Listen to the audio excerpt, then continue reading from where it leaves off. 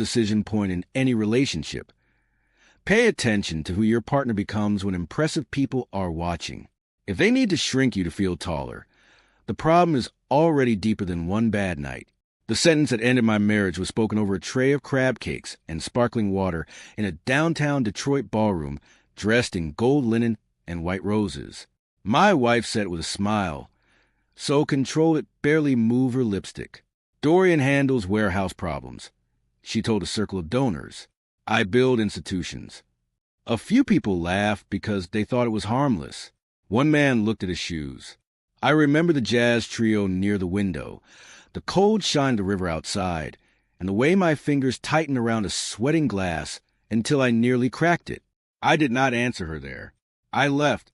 I walked to the lobby of Marquette Hotel with my back straight and my face calm, because I was raised by a father who believed dignity should never be handed to a crowd. Outside, March wind came off the river like a warning. I stood under the awning and watched valets jog between black SUVs while my phone vibrated 3 times in my jacket. I did not check it. I kept hearing the exact rhythm of her voice. Not angry, not drunk, deliberate. That was the part that hurt. It was not a slip. It was a ranking. I had finally heard my place. If you have ever watched somebody get disrespected in public and knew that moment changed everything, stay with this story, because what happened after that party did not end in the ballroom. It ended in court. And if you enjoy real relationship drama stories with consequences, like this video, share it with someone who loves powerful storytelling, and subscribe for more stories like this. My name is Dorian Ellis. I was 42 that spring, born on the west side of Cleveland, living in a brick colonial in Grosse Pointe Park, and serving as operations vice president for a food distribution company that kept half the Midwest stocked with everything from school milk cartons to hotel coffee. My work was not glamorous. It smelled like cardboard, diesel, freezer air, and urgency. It also paid our mortgage, funded our children's schools, covered my mother-in-law's physical therapy one winter, and gave us the kind of comfort my wife had once said she did not care about. People say class is quiet. Money is not. My wife, Nia, was 41 and could make any room tilt toward her without raising her voice.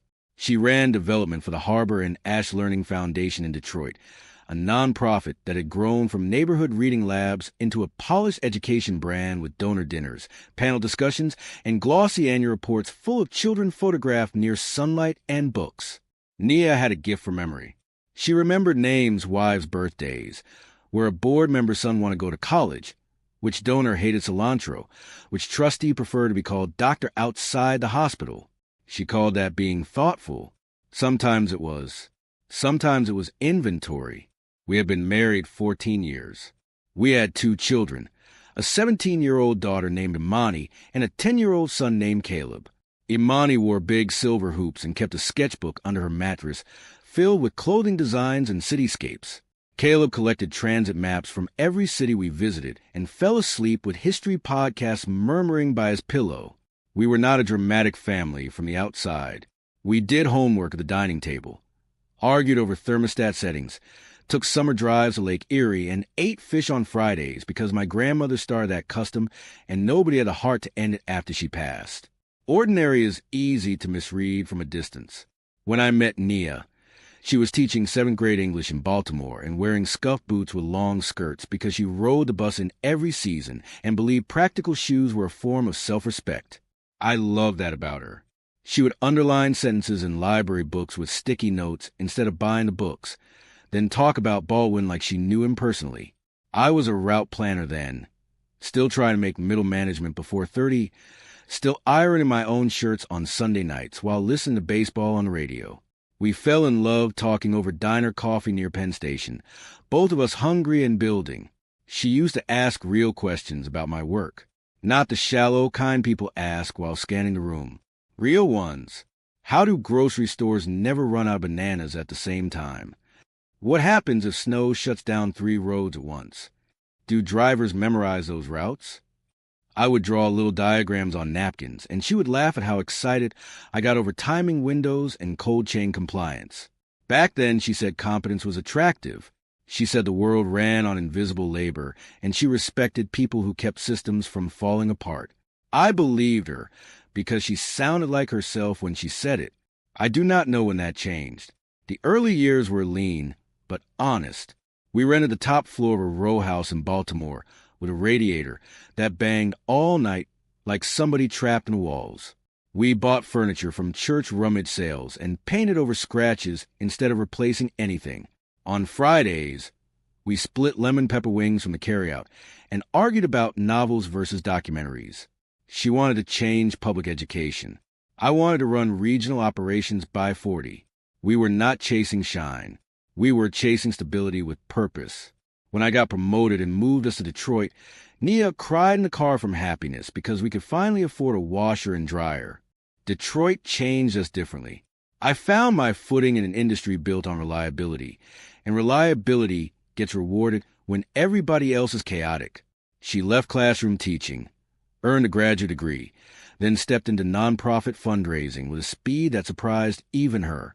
Within 5 years, she was sitting on panels, photographed beside judges and CEOs, speaking at luncheons in jewel tones and clean heels. At first, I was proud in the uncomplicated way a husband should be proud. I bought flowers after major events. I learned board names. I practiced my tuxedo smile. I believed this was our rise, even when I noticed she was slowly editing me out. It was never one giant shift. It happened in pinpricks. Nia began correcting how I introduced myself. Say operation strategy, not warehouse management.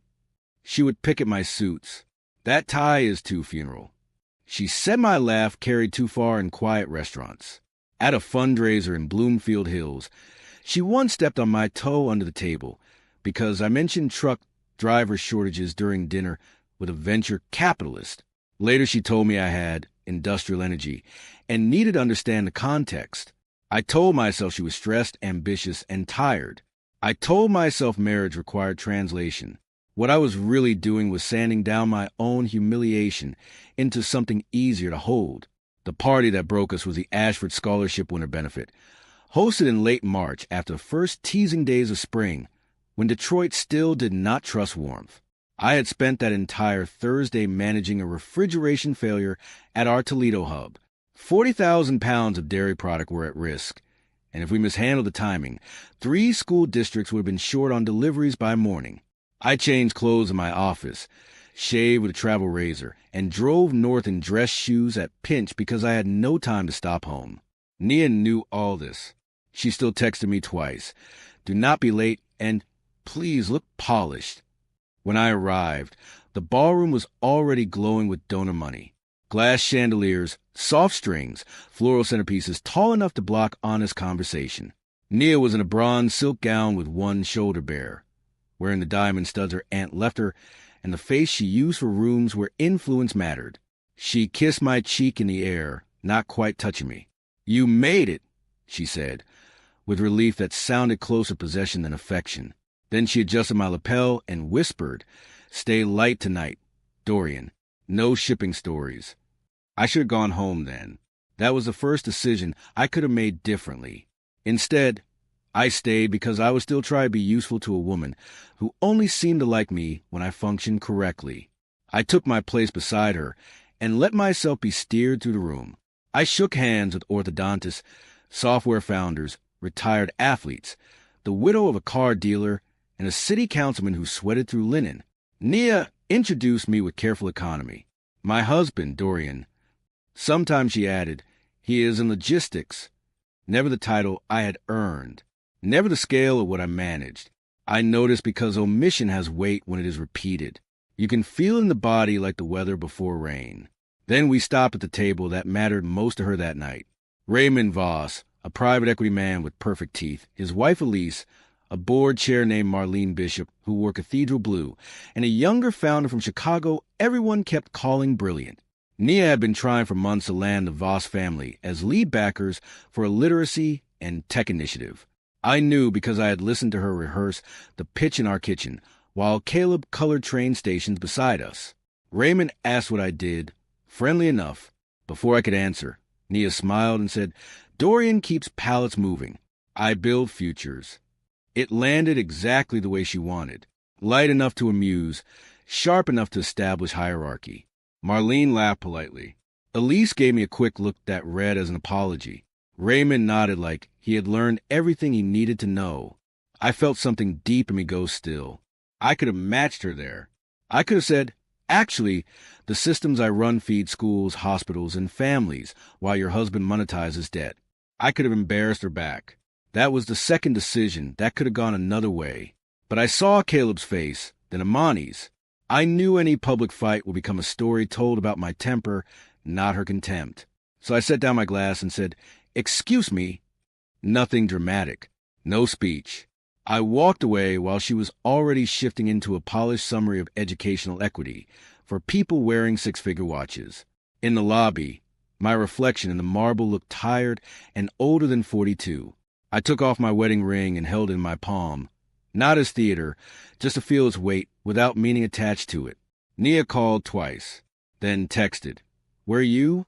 Then, "You are making this awkward." That wording cleared something for me. She was not concerned that she had hurt me. She was annoyed that I had disrupted the set design. I drove home to Grosse Pointe with the radio off, and my jaw aching from how hard I had clenched it. The streets were wet from an earlier rain, and every traffic light seemed to stay red long enough for me to remember another small cut I had excused. This year she called my company's holiday party Forklift Prom. The time she told Imani not to mention my job as summer arts program because people stereotype.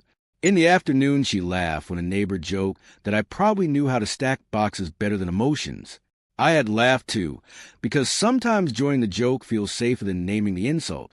She came home near midnight smelling like gardenia perfume and champagne. I was sitting at the kitchen table with the under cabinet light on, my tie gone, sleeves rolled up, the ring placed neatly on a folded napkin. Nia stopped in the doorway and looked at the ring first. Then me. "So we're doing symbols now," she said. I heard fatigue in her voice, but no remorse. "No," I said, "we're doing honesty." She dropped her clutch on the counter and exhaled hard. "You walked out on me in the most important room I've been in all year." I almost laughed at that. "You walked out first." She rolled her eyes, a gesture I'd come to hate, because it reduced everything before discussion began. "Dorian, please. It was a joke." "No," I said, "a joke is something funny that both people survive. You were signaling to donors that your work had status, and mine did not." She crossed her arms. "You are being sensitive because those rooms are not your comfort zone." That sentence hit harder than the one at the party because it was private and therefore true to her. I remembered humming the refrigerator, the clock over the stove, the tiny sounds ordinary homes make while something important dies. "I want a separation," I said. She stared at me for 3 full seconds, then laughed once, short and unbelieving. "Over this?" "Not over this. Through this. Because this is where we have been heading for years." She sat down slowly, as if lowering herself into a meeting. "You are exhausted. You had a bad day. We can revisit this tomorrow."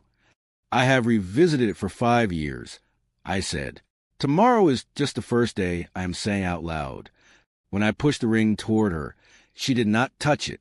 She asked, very quietly, "Do you understand what this will do to the children?" I told her the children had already seen more than we thought. We told Imani and Caleb that Sunday afternoon, while rain tapped the windows and the furnace kicked on and off like an anxious throat clearing.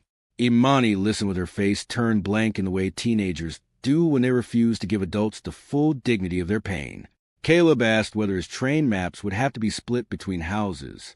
That question nearly broke me. Nia cried before I did, but even then I could not tell whether she was grieving the marriage or the loss of control over its appearance. We promised routine, love, stability, honesty. We used every responsible word people use when they know their children will still hurt anyway. For 2 weeks, we managed a separation, like co-workers dissolving a startup. I moved into a furnished townhouse in Corktown near Michigan Avenue, close enough for school runs and soccer practice. I took the small room for my office and let Caleb help choose a blue comforter for his bed there. Imani asked for a drafting table instead of cute girl decor, which made me smile in spite of everything. Nia and I communicated by text and calendar invites. Clinical, efficient, It almost fooled me into thinking we might salvage some kind of decent co-parenting early. Then her attorney emailed mine with petitions seeking primary custody and child support structure like punishment. I read the filing in my office while the train horns from the old tracks outside sounded low and lonely.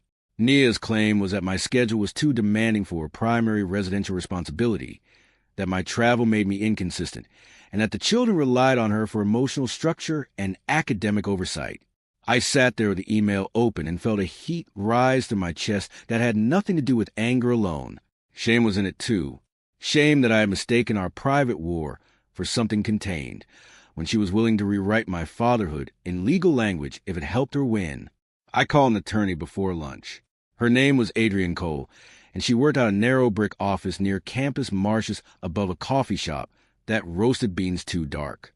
She was in her 50s, wore flat shoes, spoke in clean sentences, and kept peppermint tea on her desk instead of water. "Tell me what your wife values most," she said after I explained everything. I almost answered, "The children," because that is the sentence good men are trained to say. But Adrienne watched me long enough that I told the truth. "Control," I said. "Image. Access. Winning rooms." Adrienne nodded. "Then court is where those values get stress tested." She asked me for evidence of involvement. I almost laughed from disbelief because if there's one thing I know how to do, it is document systems under pressure. For 6 years, I had kept a family operations board and a private app, one built myself with templates from old scheduling software. It started because Nia kept forgetting who had signed permission slips and who had bought cleats, and whether Caleb's inhaler refill was done. I tracked school events, pickups, medication logs, music lessons, design camp, pediatric appointments, parent-teacher conferences, grocery spending, and which parent was physically present. Not because I planned for war, because I had been quietly compensating for chaos. Adrienne looked through the records and sat back in her chair. "Mr. Ellis," she said, "you have accidentally prepared for the exact lie she intends to tell."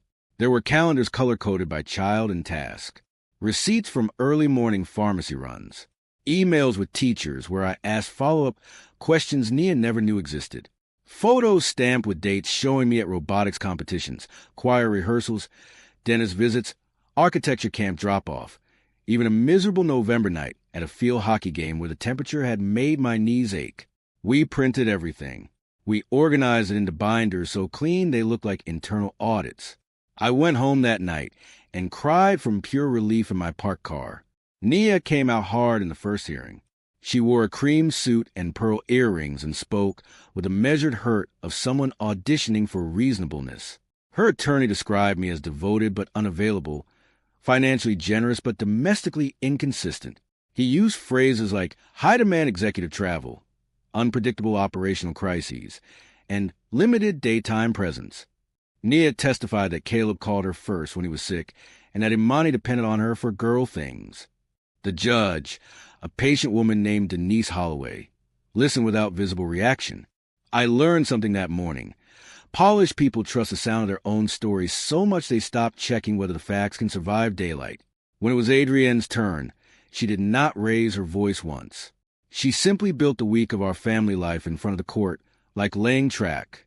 Monday school drop-off, my badge scan at 7:58, then pediatric appointment at 4:15. Tuesday design portfolio review for Imani, my signed attendance sheet. Wednesday Caleb soccer practice, my text arranging snacks. Thursday emergency inhaler pickup after a weather flare. Friday grocery receipt, dinner photos, homework log. Then she repeated that pattern across months. Nothing dramatic, just consistency.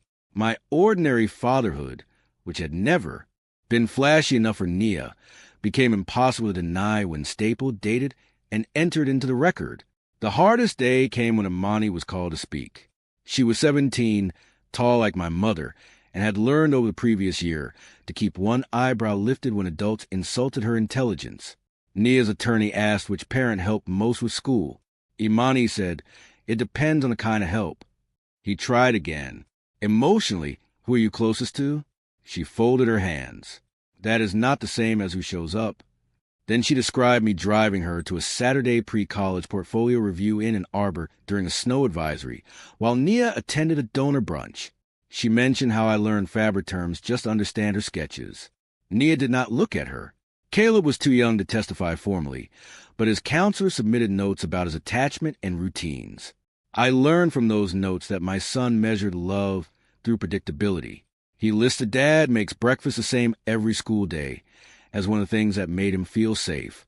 Toast cut diagonally, strawberries on the side, bus tracker open on the tablet, weather report checked twice. I sat in Adrienne's office reading that and had to wipe my eyes. We think children only remember birthdays and vacations. They remember systems. They remember which adult steadied the morning. They remember the hand that put the right shoes by the door before they even asked. The court process stretched into summer. Detroit heat laid itself over the city like damp fabric. Air conditioners rattled. Asphalt shimmered. I learned how to live in suspended grief. In the mornings, I managed route disruptions and staffing issues. In the evenings, I helped Kayla build a cardboard model of Chicago Union Station and listened to Imani debate whether she wanted Parsons or RISD more. At night, once they slept, I sat on my little back patio in Corktown with no music and thought about the life I had mistaken for partnership. I missed my wife some nights, which embarrassed me. People think missing someone means you were wrong to leave. It does not. Nia and I saw each other mostly in transitions. School parking lot handoffs, recital rows, a rush exchange outside a pediatric dentist office where she told me Caleb's new backpack was too childish, and I said it was a train, not a cartoon.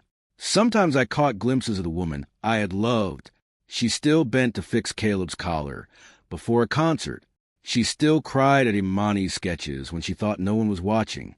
But there was a new brittleness in her, the kind that comes when the image has to work overtime because control is slipping.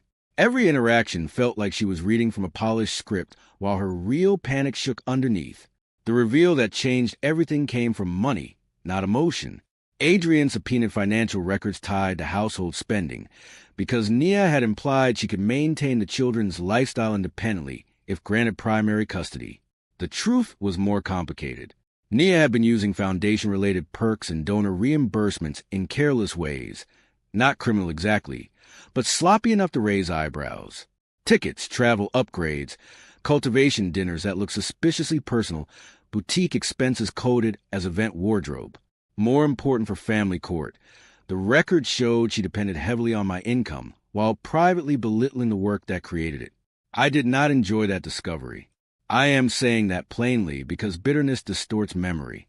The ugliest private conversation we had happened in a courthouse hallway after a settlement conference failed. The walls were beige, the carpet smelled old, and a vending machine hummed nearby like a witness refusing involvement. Nia stepped in front of me and said, "You want them because you want to punish me." I answered too quickly. No, I want them because I know what their week actually looks like. Her face changed. For the first time, she seemed less angry than frightened. "You are good at making lists, Dorian. That is not the same as being needed." I took a breath before answering, because that wound was real. "Needed is not ownership," I said. The final hearing took place on a Tuesday in early September, the first cool morning after a long, hot stretch. Kids were back in school. The city smelled like wet leaves and buses. I wore a navy suit and the watch my father gave me when I got my first management promotion. Nia wore charcoal and looked stunning, which she knew. Judge Holloway reviewed the binders, the testimony, the schedules, the counselor notes, the financial affidavits. Nobody in that courtroom was there for romance anymore. It was systems and credibility now. When you strip a marriage down far enough, sometimes what remains is simply this: who could be trusted with the unglamorous rhythm of children's lives? The ruling was not total destruction for either of us, though Nia experienced it that way at first. Judge Holloway awarded joint legal custody, with primary residential placement to me during the school week and substantial parenting time to Nia, including alternating weekends, one midweek overnight, share holidays, and expanded summertime. She emphasized continuity, documented involvement, and the children's own express routines. Then she said something that settled over the room like dust after a shelf fell. This court is concerned by evidence that one parent repeatedly demeaned the labor that materially supported the household while relying upon it. Nia looked down. I did not. I needed to hear every word. Outside the courtroom, people move around us with their own griefs and victories folded in manila envelopes. Nia stood near the elevators, gripping her phone so tightly her knuckles blanched. "You took what mattered most to me," she said. I had thought I would feel triumphant if she ever said something like that. I did not. I felt tired. "No," I said. "You put what mattered most on the table and treated it like leverage. The court took your version of control. There's a difference." She blinked hard and looked away. The elevator doors opened behind her, then closed again because neither of us stepped in. We were both standing in the wreckage. The first 3 months after the ruling were the hardest of my life. Winning custody does not feel like winning when your son cries because his favorite pajamas are at the other house, and your daughter comes downstairs pretending she does not care that her mother forgot a school form. I learned to braid stress into routine. Sunday meal prep. Monday backpack reset. Wednesday library stop. Friday diner night at a place in Mexican Town where Caleb ordered pancakes for dinner and Imani sketched strangers in a spiral notebook. I failed plenty. Burned grilled cheese. Missed one email from a teacher. Snapped once when Caleb spilled juice on court papers. Then apologized immediately. Therapy helped more than pride wanted to admit. I found a counselor in Midtown who had a shelf full of jazz records and asked questions that made silence useful instead of threatening. She helped me name the thing I had been living with for years. Not just disrespect, but erosion. Small, repeated diminishments that teach you to defend your worth in pieces instead of leaving. She also asked why I had stayed so long. My answer took weeks to form. I stayed because competence can become a prison for men like me. When you are the steady one, everybody rewards your endurance, and nobody notices what it costs until you stop absorbing impact. Nia stumbled before she steadied. Caleb came home one Thursday saying Mommy had forgotten pickup, and he waited with the aftercare teacher for 40 minutes. I called Nia ready to fight, then heard her crying before she even spoke. A donor lunch had run long. Her phone had died. She had panicked. "I know how this sounds," she said. It sounded human, which was strange after so many months of legal armor. I could have used that moment against her. I did not. I drove Caleb back over after dinner with his overnight bag and a charger. Boundaries are not revenge. That lesson took me too long to learn, but I learned it. Something softened the winter after. Not between us romantically. That was over beyond repair. But in this way, damage sometimes stops spreading once everyone finally sees it. We sat on opposite sides of a middle school auditorium watching Caleb play Frederick Douglass in a Black History Month program, his voice shaking on the first line and strengthening by the third. When the applause started, Nia and I both stood at the same time. Later, in the hallway, she looked at me and said, "He memorized that speech at your kitchen table, didn't he?" I said yes. She nodded once, and there was no sting in it, just recognition. Imani left for Rhode Island the following fall to study apparel design. The day we moved her into the dorm, Nia and I spent 6 straight hours lifting bins, assembling shelves, and pretending not to notice each other's efficiency.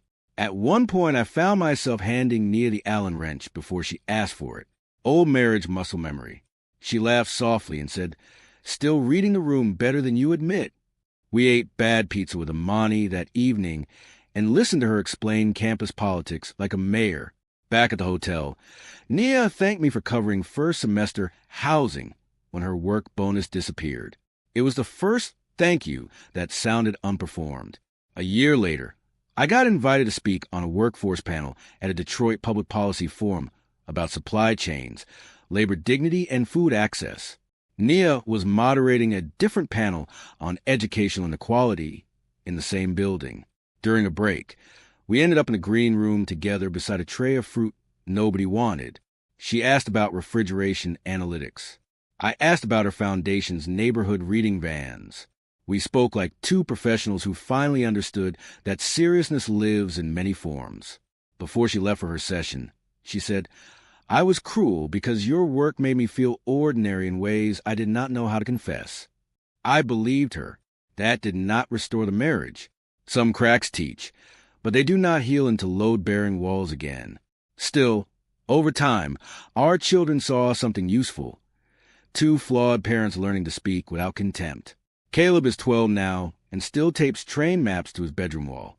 Imani sells custom jackets online and calls only when she needs money or tenderness, which is how 20-year-olds say they love you. Nia remains excellent in rooms full of influence, but she has changed. She asks Caleb's bus route before donor events. She asks about my warehouse automation pilot and actually listens. Respect arrived late, but it arrived honestly. Sometimes late is the only version adults earn. I still think about that ballroom sometimes. The gold cloth, the donor smiles, the sentence meant to make me small enough to fit inside her ambition. For a while, I told the story as if court was where I took what she valued most. That is not exactly true. The court did not give me revenge. It gave structure to reality. It protected my children from becoming bargaining chips and forced both of us to answer to facts instead of image. What Nia valued most was control, without consequence. She lost that. What I gained was harder and better. My children's trust, my own voice, and a life that no longer required me to disappear politely. If this story showed you that disrespect can cost more than people think, let that be a reminder that character always shows up in the end. Like this video, if you believe public humiliation has consequences, share it with someone who needs to hear this message. And subscribe for more original first-person drama stories about betrayal, karma, divorce, and hard-earned self-respect. What stayed with me in this story was not the ballroom insult by itself. It was a pattern behind it, and the way the truth finally showed up in calendars, pickups, breakfasts, and ordinary care. Pay attention to repeated minimization, especially when it gets sharper in public and softer in private. And if you are ever forced to defend your place in your own family, do not reach first for revenge. Reach for facts, routine, witnesses, and self-respect. Those things held Dorian together long before the judge ever did. The end.